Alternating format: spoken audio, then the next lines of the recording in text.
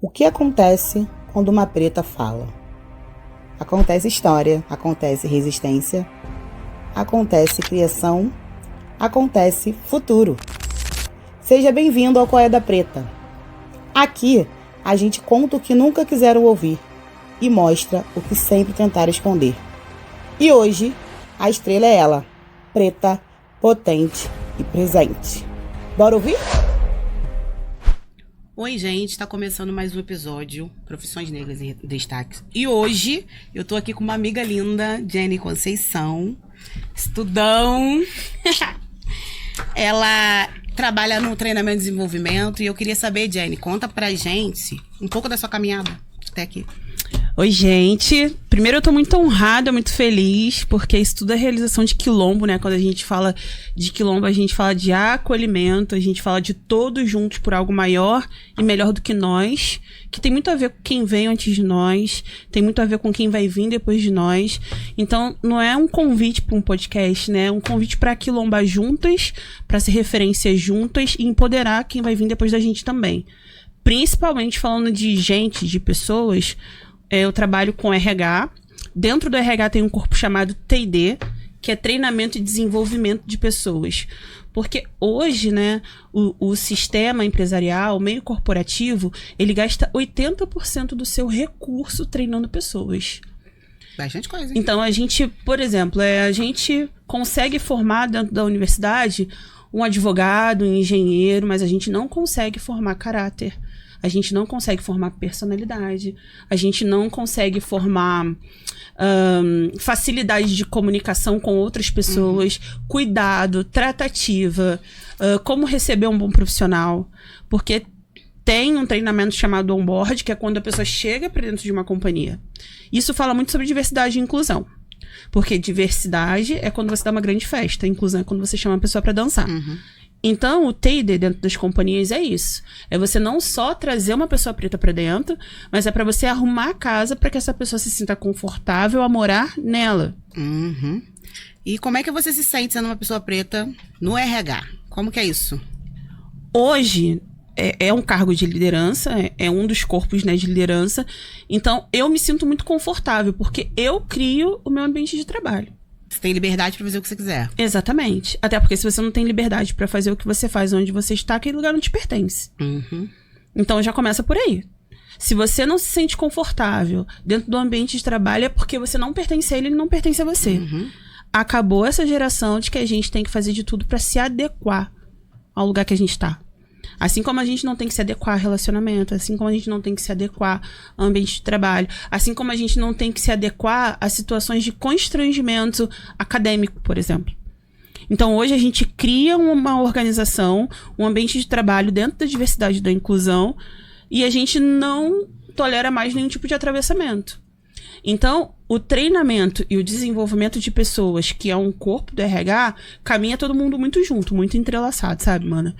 Então, a ideia é que as pessoas se sintam cada vez mais confortáveis e desenvolvidas para lidar com as situações de trabalho e que a gente possa desenvolver essas pessoas de dentro para fora para lidar com as adversidades do dia a dia. O mundo corporativo, o mercado de trabalho, ele não é uma mãe. São contas que precisam ser pagas todos os meses. Assim como o meu gestor, a minha liderança tem contas para pagar, eu também tenho. Mas isso não significa que precisa ser um ambiente insuportável, insalubre. E daí vem o burnout, que é uma doença que sempre foi preta, mas que o branco deu um nome para ela. Deu, isso é burnout. Mas até ontem o que era burnout? Cansaço, sobrecarga. A pessoa estafa, né? Exatamente.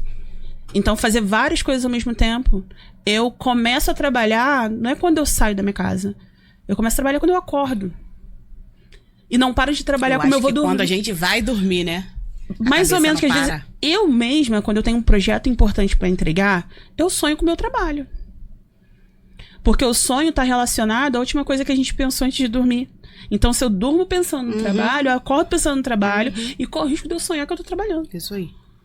E como é que é dentro do RH a pessoa vê que é você, uma pessoa preta, que você que vai treinar? Você já olhou algum olhar, já teve algum olhar meio assim, torto? Sempre tem.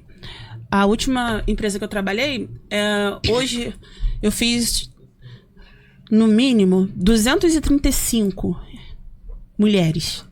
Majoritariamente mulheres, tá? Poucos homens. Que é uma indústria de cosméticos.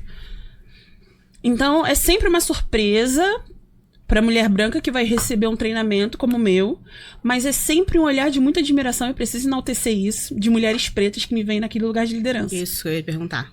Como Então, que você olha tem esse olhar aí? Hoje eu me apego muito mais ao olhar de admiração pra desenvolver o que eu desenvolvo, do que ao olhar de crítica de quem não tá... Levanta e vai embora. Mas como, que é meu. Mas como todo mundo é CLT, querendo ou não, você vai ter que me escutar, você vai ter que aprender, você vai ter que desenvolver. Querendo ou não.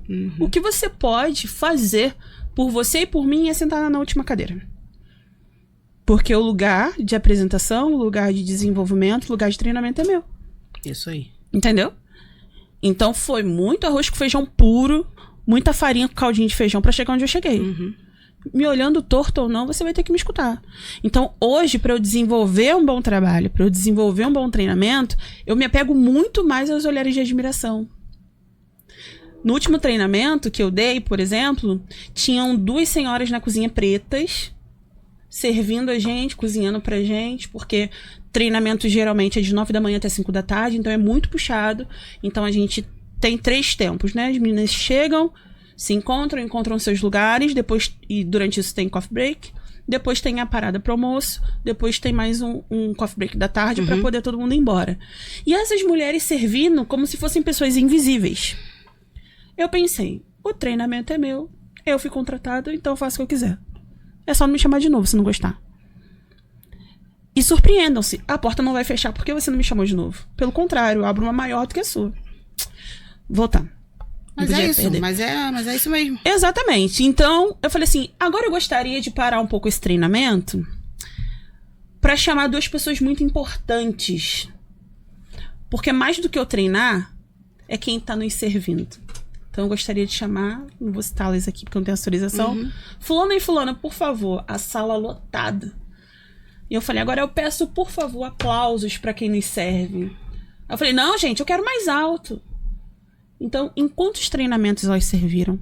Em quantos treinamentos elas estiveram na cozinha? Em quantos deles elas foram reconhecidas? Provavelmente nenhum. Não tem dom maior do que a comida. A comida une as pessoas. Uma boa comida abraça as pessoas. É só você lembrar da sensação de estar na rua resolvendo uma coisa ou outra e você está morrendo de fome e a sensação que você tem de sentar e conseguir comer. E quando a comida é gostosa? Então, o que as pessoas fazem quando estão servindo a gente é algo genuíno. Então, o mínimo que eu poderia fazer por elas naquele momento é pedir para que as pessoas daquela sala que estavam sendo servidas aplaudissem elas. E alto, eu queria eco.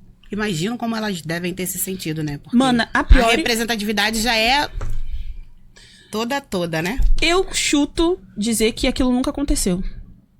Porque... primeiro vem o constrangimento, depois vem uma gratidãozinha. Obrigada. Mas primeiro, quando eu notei o constrangimento, eu falei, putz, acho que isso nunca aconteceu. Então eu encorajo as mulheres pretas que estão em lugares de liderança, honrem quem está nos bastidores. É uma oportunidade que a gente tem de marcar a vida de alguém que está ali no lugar de subserviência. E quando eu digo subserviência, é porque muitas das vezes eu estive nesse lugar. Paguei minha faculdade fazendo faxina, sendo babá, sendo manicure, fazendo... Eu fico assustada hoje com o que eu não sei fazer. Hoje eu tô no mundo corporativo, mas se essa porta se fechar, eu volto a ser diarista. Sou uma ótima manicure. Sou uma ótima babá. Eu sou melhor no que eu me proponho a fazer. Mas eu sou péssima naquilo que me obrigam a fazer. E não faço questão de ser boa. Porque eu não quero mais fazer o que eu sou obrigada a fazer. Eu já tive que fazer isso durante anos. Exatamente. Minha mãe já teve que fazer isso durante anos. Minhas primas e minhas irmãs tiveram que fazer isso.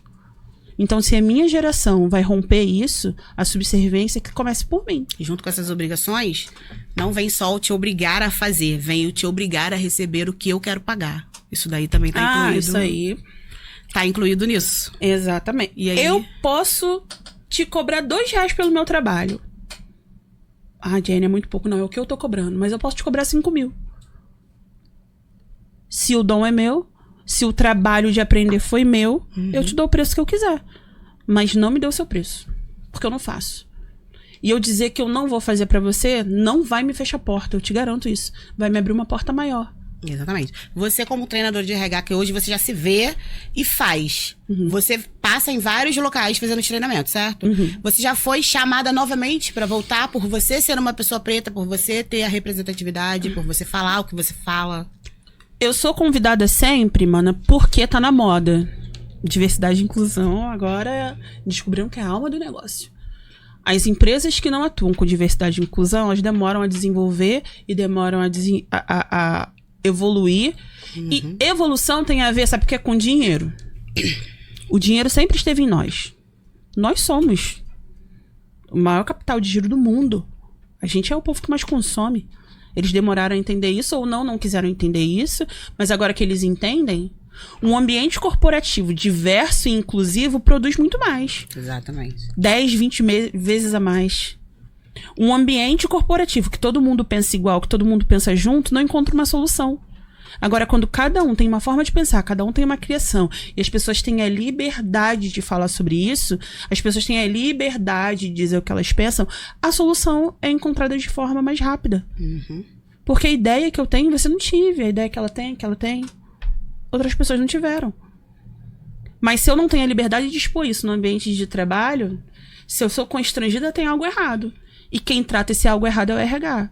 E o RH precisa de um braço chamado treinamento e desenvolvimento de pessoas. As pessoas saem de uma formação acadêmica pronta para desenvolver aquela competência que elas estudaram. Mas o treinar e o desenvolver a sua parte pessoal é algo muito específico, é muito profundo. Então, quando eu me proponho a montar um treinamento para pessoas, eu tô sendo treinada primeiro. E eu saio de cada treinamento aprendendo muito mais, porque eu também vou aberta a ouvir a escutativa. Eu sempre pergunto se alguém quer dizer alguma coisa. Eu sempre gosto muito do feedback das pessoas quanto a mim, porque isso me faz evoluir.